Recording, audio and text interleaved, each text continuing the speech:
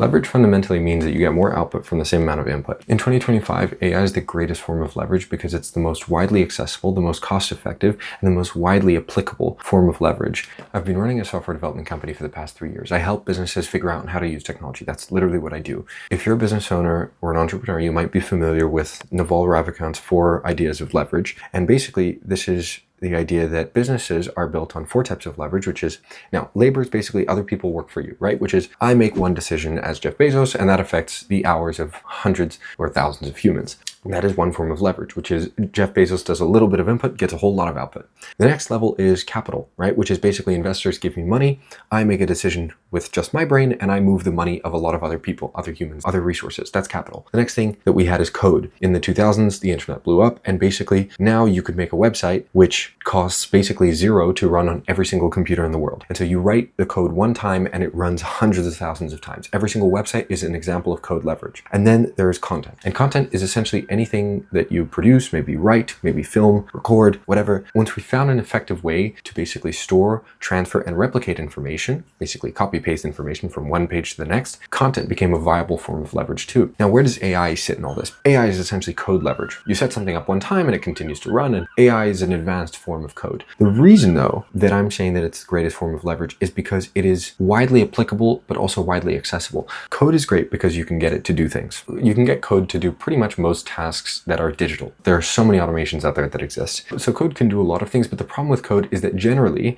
up until now at least, it is being mostly restricted to those who know how to code. And so I run a development company. I have a bunch of software engineers in my team. That's kind of what we do, but you can't just hire anybody off the streets to do that. You need somebody who knows how to write code. Content, on the other hand, is very easily accessible because anybody can pick up a phone and make a video or record something, but it is very limited in its capabilities. You cannot get a piece of content to order you some food. You cannot get a piece of content to schedule you a task or anything like that. Content is limited to instruction. It is limited to information. And so you need to have an agent that consumes the content and then acts on it in order to have anything actually happen. AI is making that code leverage accessible to basically everybody. And that is why it's the most powerful form of leverage, because now you can take code and make it accessible to more people. It's still incredibly cost effective.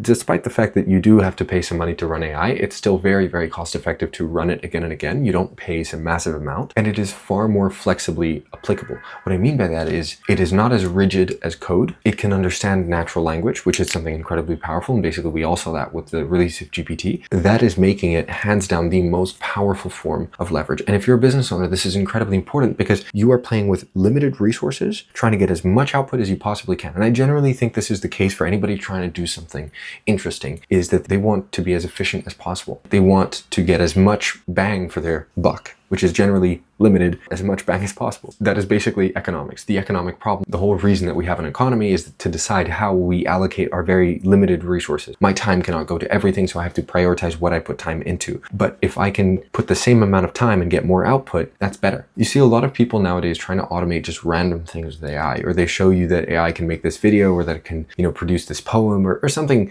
random but interesting, but actually quite useless. I think the thing that people aren't paying enough attention to is figuring out where the real use cases are in your business. And I think businesses really need to figure out where they can use AI, because if it's this incredibly powerful form of leverage, those who adopt it fastest, they're going to have the bigger unfair advantage. It's going to take time for people to adopt. And so the earlier people can adopt, the earlier people figure out how AI fits into their business, the further they can get ahead, way further ahead than other businesses who are too slow. There is a monstrous opportunity for people to disrupt industries all over the globe. I run a software development company where we help businesses use AI. I don't think necessarily everybody should do the same thing, but I think every business should be thinking about how they can use AI. This is a hard question as well, and so I'm trying to produce more resources around this for free. I'm also doing workshops actually for free, which you can check out below. But the idea is that you need to think about this at least a little bit, because if not, you are going to be left behind. You're going to be left in the dust when everybody else is producing more and better output than you are, but you can't keep up because you don't have the same leverage. They are just going to out leverage you and you will be left behind. Anyway, I'm going to leave this video at that. Feel free to comment any questions below.